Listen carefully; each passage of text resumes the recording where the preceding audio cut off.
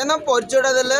ମୋ ନାଁ ହେଉଛି ସତ୍ୟବୀର ବାରିକ, କୃଷ୍ଣପୁର। ଏଠି କ'ଣ ଚାଲିଛି ବର୍ତ୍ତମାନ ଆଜି? ଏଠି ବର୍ତ୍ତମାନ ମା ନାଗେଶ୍ୱରୀର ନୂତନ ମନ୍ଦିର ପ୍ରତିଷ୍ଠା ଏବଂ ବିଗ୍ରହ ମୂର୍ତ୍ତି ପ୍ରତିଷ୍ଠା, ରତ୍ନମୁଦ ତା ସଙ୍ଗେ ସଙ୍ଗେ ମଧ୍ୟ ଯଜ୍ଞ 4 ଦିନ ଧରିକି ଯଜ୍ଞ ଚାଲିଛି।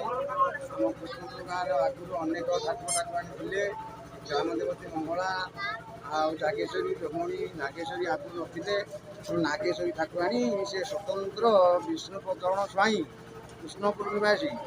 ତାର ମ୍ୟାରେଜ ପରେ ତା ମିସେସ୍ଟି ଠାକୁରାଣୀ ଦେଖାଦେଲେ ଏବଂ ତାଙ୍କ ବାରିପଟେ ଗୋଟେ ଲିମ୍ବ ଗଛ ଥିଲା। ଉତ୍ତର ପଟେ ଘରର ଉତ୍ତର ପଟୁ ପୁରା ଲିମ୍ବ ଗଛ ଥିଲା। ସେ ଲିମ୍ବ ଗଛ ମୂଳେ ବେଳେବେଳେ ଏମିତି ନାଗ ବି ଦେଖା ଦିଅନ୍ତି, ଆସିକି ଏଠି ରୁହନ୍ତି, ଦିନେ 2 ଦିନ ରହନ୍ତି। ଏବଂ ସେ ଯେଉଁ ଆମର ସେ ବିଷ୍ଣୁ ଚରଣଙ୍କର ମିସେସ୍ ତାଙ୍କଠି ସେ ସମୟ ସମୟ ଲାଗନ୍ତି, ଲାଗିକି କିଛି କହନ୍ତି। ତେଣୁ ଠାକୁରାଣୀର ହେଲା